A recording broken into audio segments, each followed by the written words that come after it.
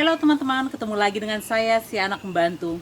Jadi sore ini aku baru mandi ya. Jadi saya mau berbagi sedikit cerita ke teman-teman pengalaman saya waktu visa saya tidak disetujuin datang ke Amerika sebagai pelajar. Oke, jadi ceritanya begini. Saya ini bukan traditional student ya, yang mana teman-teman lulus SMA punya banyak teman-teman, jadi punya banyak informasi, terus memang dijadwalkan dari jauh-jauh hari teman-teman mau bersekolah ke Amerika. Oke, saya tidak seperti itu. Teman-teman tahu saya harus bekerja dulu, setelah bekerja saya harus menabung, dan akhirnya saya memutuskan kembali untuk bersekolah. Nah, singkat cerita, saya pergi ke Amerika itu pakai B2 ya, atau turis visa datang ke Amerika. Nah, di Amerika itu saya baru apply untuk ke sekolah.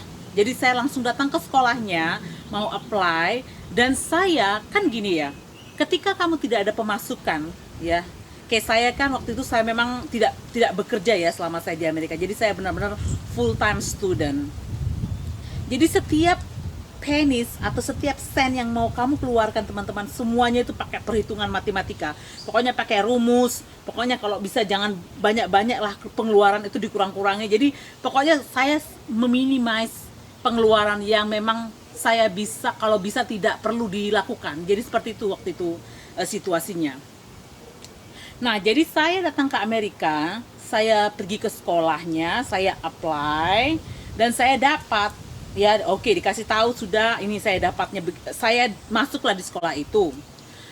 Nah, tetapi saya itu tidak tahu di situ ada ya, kalau nggak salah, kalau saya masih recall itu namanya di sini dipanggil itu service. Kalau nggak salah, nanti saya cek lagi di surat-suratnya. Nah, service itu teman-teman harus maintain. Dia tuh kalau kita bisa bilang tuh service itu adalah kontrak kita, antara kontrak kita sama government sini. Jadi kamu harus ada ketentuannya ya. Dapat surat itu dari sekolah ya.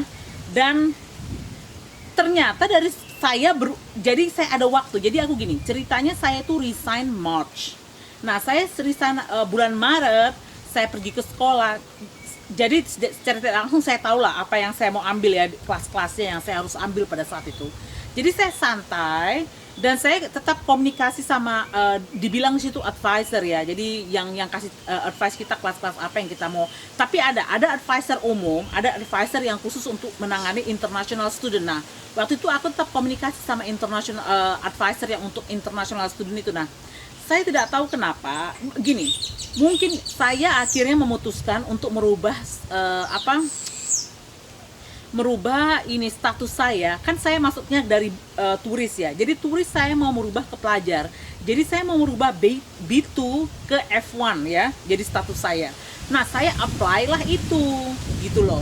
Jadi saya pikir itu sekolah nggak akan melakukan apa-apa. Saya tahu saya sudah diterima, jadi tinggal tanggung jawab saya saja. Saya harus maintain itu namanya service ya kalau nggak salah. Jadi nanti saya lihat lagi lah itu apa nama dokumen itu, apa perjanjian kontrak ya kalau saya bilang. Nah, ternyata saya tidak tahu saya harus keluar dari Amerika. Aduh teman-teman, itu namanya sudah menangis darah di situ. Jadi bayangkan ya, kalau nggak salah itu Agustus atau Juli. Agustus kan ini ya, sekolah udah mau mulai. Kayaknya aku end of July saya itu harus balik Indonesia. Jadi kayaknya dipaksa balik ke Indonesia. Bayangkan, padahal perubahan status saya itu udah disetujuin dari government. Tapi katanya sekolah nggak bisa, kamu harus mengikuti seperti ini. Jadi saya nggak tahu lah. Akhirnya saya pergi. Jadi itu mana ya, kalau aku bisa cerita ya. Case saya itu selama saya di Amerika tuh beda dari teman-teman yang lainnya. Saya itu kalau bisa dibilang itu adalah buronannya imigrasi, karena betul-betul saya itu perubahannya, kalau saya bisa cerita itu panjang sekali. Bayangkan, saya ada perubahan status, saya ada apply business, saya apply turis, pokoknya change dari student ke green card. Kalau bisa dibilang saya adalah the most wanted person in immigration. Kalau kita bilang ya, kata ininya ya, karena selalu berhubungan sama imigrasi selama saya tinggal di Amerika. Nah, singkat cerita, saya harus pulang kan. Saya kan pikir gini, saya nggak bisa apply di Indonesia. Bukan nggak bisa ya, saya nggak mau apply di Indonesia karena of course tiket apply di Indonesia sama tiket saya apply di Singapura, pastilah flightnya lebih murah kalau saya datang ke Singapura lah ya. Nah waktu itu kan juga saya pernah tinggal di situ, jadi saya pikir lah ya, karena saya tahu lah di mana seluk beluknya. Saya lebih confidence di Singapura daripada di Jakarta, yaitu karena saya tinggal di Singapura lama ketimbang saya di Jakarta. Di Jakarta tuh saya kurang tahu lah ininya ya, kemana-kemana seperti itulah. Saya lebih nyaman di Singapura. Kalau Singapura tuh lebih convenience lah, kalau buat saya mau kemana-mana gampang banget. Nah jadi akhirnya saya apply di Singapura, dan saya apply di Singapura, saya akhirnya interview. Aduh teman-teman, yang interview saya itu galak banget. Pokoknya kamu bisa lihat, nggak senyum nggak apa, dia kayaknya interview kayak kamu kayaknya kamu habis maling sesuatu dari dia. Jadi interviewnya benar-benar ini. Nah saya kan berpikir pokoknya semakin cepat saya keluar visa saya semakin bagus, jadi aku nggak perlu lama-lama kan di Singapura. Jadi saya sudah bisa balik ke Amerika, karena memang jangka waktunya mau sekolah itu sama saya harus pulang itu memang deket, bulan 8 gitu loh. Jadi akhirnya saya interview, dia minta, jadi saya pending statusnya, dia minta kayak gini, oke, kamu tunjukkan saya invitation letter. Jadi saya harus tunjukkan ke mereka jadi surat undangan bahwa benar-benar saya itu diterima dari kampus itu. Lah saya kan bingung, lah orang saya kan bukan yang kayak yang tadi saya bilang tradisional, jadi saya apply dari Indonesia terus kamu dapat konfirmasi, tidak seperti itu. Saya datang ke sekolahnya, jadi saya melakukan tes di sekolahnya, saya sudah tahu kelas-kelas apa yang sudah saya ambil, memang saya sudah tahu semuanya gitu loh. Saya nggak ini ya, saya akhirnya keluarkan, jadi belum pending lah status saya. Oke, dia bilang kamu harus minta invitation letter dari sekolah kamu. Langsung itu saya saya kan nggak gini, kita kan ada beda waktu ya antara Singapura sama USA. Jadi saya nggak mungkin nunggu 1 hari lagi konfirmasi dari mereka, dan belum tentu juga mereka langsung balas ke saya ya kan.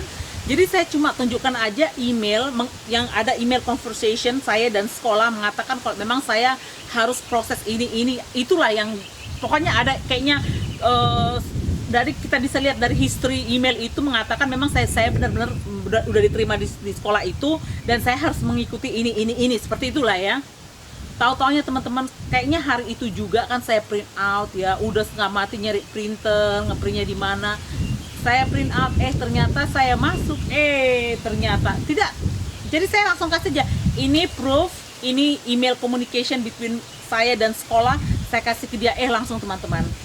Tidak banyak ngomong orang itu, kasih plang, reject. Dibilang aja maaf ya, kamu tidak. Walaupun gini teman-teman, waktu itu saya ada semua dokumen supporting, saya ada duit ya. Jadi kan kita kan kalau sekolah kan diyakinkan kamu benar-benar ada duit lah. Kayak saya kan beda, kayak saya kan memang orang tua saya nggak ada penghasilan ya, mama saya nggak ada penghasilan. Jadi benar-benar itu cuma duit gua doang. Padahal gua udah ini ya, kalau bisa dibilang udah gayanya kayak gaya milioner ya.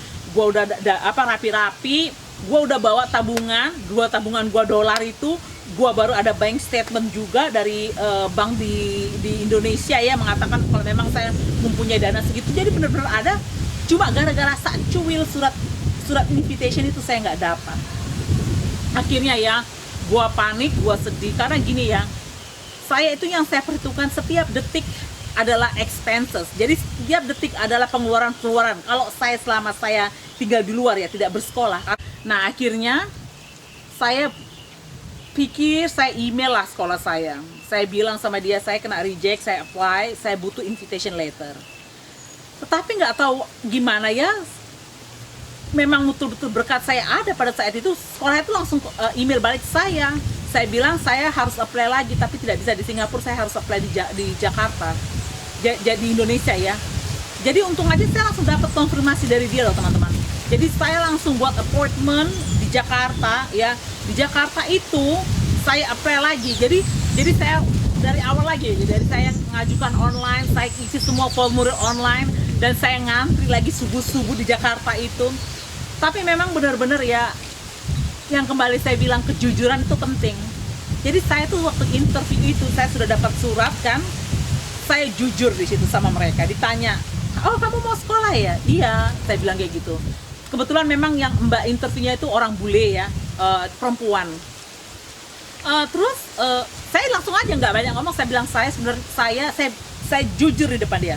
Sebenarnya saya sudah apply, tetapi saya ditolak gara-gara saya tidak ada invitation letter. Nah sekarang saya sudah dapat invitation letter saya dari sekolah, langsung saya kasih sama dia. Jadi saya tidak mau berondel-ondel, kasarannya tidak mau berbasa-basi. Oh maksudnya aku fresh fresh apply gitu, enggak. Jadi nggak banyak ngomong teman-teman, orang itu langsung approve sama saya. Nggak tahu ya, padahal finance saya nggak dicek, dokumen-dokumen saya nggak dicek. Jadi saya ngomong kayak gitu aja, langsung saya kasih ini suratnya, mereka langsung setujuin. Mungkin itulah saya bilang, ya Tuhan, aku seneng banget. Jadi kan gini ya teman-teman, aku tuh senang kalau balik di Indonesia. Jadi maksud saya kan itulah rumah saya ya. Memang pada saat itu saya tidak balik ke Bontang, karena kan visa kalau disetujuin nggak langsung keluar kan. Jadi ada masanya beberapa hari. Jadi bayangkan teman-teman ya, sampai saya cuma beli tiket ya, karena saya tidak tahu apa yang terjadi dengan saya. Waktu saya keluar dari Amerika ya, datang ke Indonesia itu saya cuma beli tiket one way ya. Jadi saya kan akhirnya apa? Visa saya nggak keterima kan di Singapura, jadi harus aku beli tiket lagi dari Singapura ke Jakarta. Nah saya itu memang tidak bisa ya datang bukannya sebenarnya bisa, cuman aku lebih enak kalau saya stay di Jakarta.